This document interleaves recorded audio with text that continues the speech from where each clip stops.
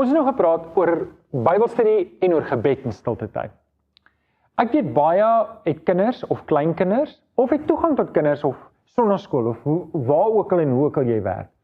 As jy toegang het tot kinders, wil ek dalk 'n bietjie praat oor gesinsstilte tyd in die volgende deel. Gesinsstilte tyd is geweldig belangrik. In Deuteronomium 6 vers 6 tot 9 sê die Here vir ons moet verantwoordelikheid aanvaar vir die volgende generasie. Ons moet verantwoordelikheid aanvaar vir ons kinders. Kom ek lees die vers. Moses praat met die volk en hy sê, hierdie gebooie wat ek jou vandag gegee het, moet in jou gedagtes bly. Hier is belangrik, want ek kan nie vir my kinders gee wat ek self nie het nie. Ek kan nie my kinders leer om 'n pad te loop wat ek self nie loop nie. So dis hoekom hy sê, hierdie gebooie wat ek jou vandag gegee het, moet in jou gedagtes bly. En dan gaan hy verder. Jy moet dit inskerp by jou kinders en moet hulle daaroor praat as jy in jou huis is, as jy op pad is, as jy gaan slaap, en as jy opstaan. En as jy hierdie 4 areas kyk, dan wys dit eintlik maar dis die heeltyd. Jy moet die heeltyd met hulle praat daaroor, jy moet die heeltyd op jou lippe wees, en jy moet die heeltyd met hulle deel. En dan gaan vers 8 verder, jy moet dit as herinneringsteken vasbind aan jou hande, en dit moet 'n merk op jou voorkop wees, en jy moet dit op jou deurkosyne skryf, en op jou stadspoort. En hoe begin dit? Dit begin by my gedagtes, my handelinge. Dis waar die merke moet wees. My kinders, of die kinders om my moet sien, ek leef wat ek sê. En dan, dit moet 'n merk, ek moet dit op my deurkosyne skryf, wat beteken, dat my huis moet geheilig wees. Ek moet my huis heilig hou. Dit wat binne in my huis gebeur, moet ek verantwoordelikheid oor aanvaar, en dan natuurlik op die stadspoorte ook, want in daardie samelewing in die Ou Testament, het hulle saam die Here gedien. En daarom is dit belangrik dat ek en jy moet deel wees van 'n geloofsgemeenskap, waar ons kinders kan sien hoe ons interaksie het met ander gelowiges. Nou, wanneer dit nou by gesinsstilte tyd kom, wil ek vir jou 8 wenke gee. Ek gaan vir jou 8 wenke gee oor gesinsstilte tyd, en dan wil ek 'n bietjie praat oor gesinsgebed. Hierdie twee is baie belangrik, want ons kan ons kinders baie maklik deur hoe ons stilte tyd hou en hoe ons bid, nader aan die Here trek, of selfs wegstoot. So, hier's 8 praktiese wenke vir jou stilte tyd. Net soos met jou eie stilte tyd, kies 'n vaste tyd, plek en boek. Jou kinders moet voorspelbaarheid hê, hulle moet weet wat kom. Dan, wanneer jy stilte tyd hou, wenk nommer 2, sit jou eie ervaring op die tafel. Wys vir jou kinders hoe dit wat julle lees 'n invloed op jou lewe gehad het en hoe jy dit prakties gebruik. Wenk nommer 3, gebruik elke geleentheid om hulle te leer. Met ander woorde, jou stilte tyd is nie net binne in die stilte tyd nie, maar jy kan met hulle praat oor die Here wanneer jy in die kar is, wanneer jy buite in die veld is, wanneer jy met hulle loop, wanneer jy in die winkelsentrum is. En jy kan eintlik, die wêreld is jou speelplek, die wêreld is jou klaskamer vir jou kinders. Wenk nommer 4, laat hulle ook hulle ervarings deel. En onthou, dis op 'n baie laer vlak as joune, en moenie hulle teregwys en sê, nee man, jy verstaan nie waar dit gaan nie. Moedig hulle aan, dat hulle ook wys, hoe hulle dit wat jy gelees het, interpreteer het, en toepas in hulle lewe. Wenk nommer 5, moenie kinders aanjaag nie. Wanneer hulle met jou iets deel, wees sensitief en luister. Moenie op jou selfoon wees, of iewers anders wees in jou kop nie. Fokus op die kind. Onthou net, hoe jy gaan interaksie met jou kind, oor hoe hulle belewenis is, gaan bepaal of hulle vrymoedigheid gaan hê om dit met ander mense te deel.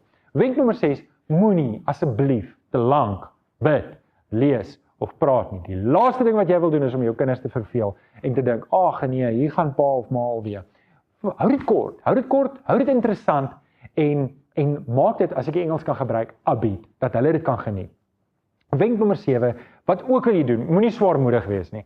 Ek kan onthou hoe baie mense, van die ouer mense, die oomblik as hulle Bybelversies lees, dan sit hulle 'n dominee stem op. Wat ook al jy doen, moenie dit doen nie. Hou dit eg, hou dit, die Engelse woord is authentic, hou dit oorspronklik, hou dit eg vir jou kinders. En dan wenk nommer 8 is, dis nie 'n kans om te preek nie, maak dit in 'n gesprekvorm, praat met hulle en wees oop dat hulle ook kan praat. OK. Kom ek gee vir jou 'n paar wenke wanneer dit kom by gebed. Dit was 'n vir stilte tyd. Nou wil ek 'n bietjie met jou praat oor wanneer jy bid. Spesifiek wanneer jy vir jou kinders bid. Hier 7 wenke vir wanneer jy bid. Dit is in jou boek, in jou studienotas. Vul dit daarso in. Wenk nommer 1, moet nooit op jou kinders se sonde fokus nie. Moet nooit bid en sê, Here, ag, hierdie kind van my is so stout en hy het nou alweer al hierdie goed aangevang. Ag, kom vergewe hom maar daarvoor nie. Weet, amper asof jy jou kind voor die Here verneder nie. Ons moenie dit doen nie. Fokus liewer op herstel. Nommer 2, wys God se guns. Onthou net nie, hulle kan nog nie die abstrakte beelde van God die Vader en die Heilige Gees en Jesus heeltemal beleef nie. Hulle kyk na jou om dit te verstaan. En wys vir hulle God se guns. Wys vir hulle God se liefde wanneer jy vir hulle bid. Stel 'n voorbeeld.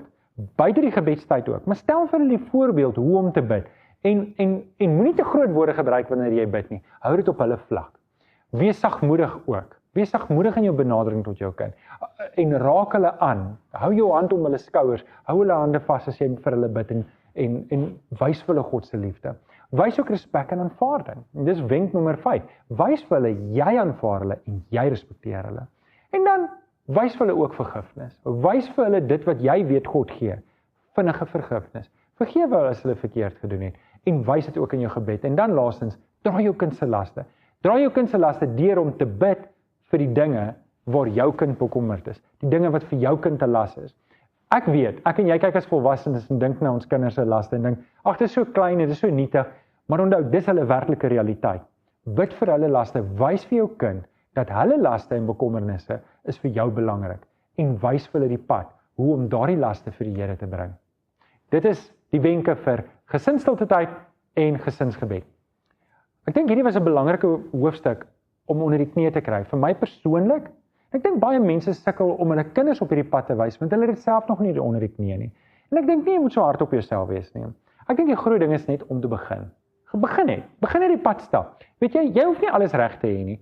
Begin net die pad stap. En oor tyd sal die Here vir jou wys hoe om dit self reg te kry en hoe om dit saam met jou kinders reg te kry.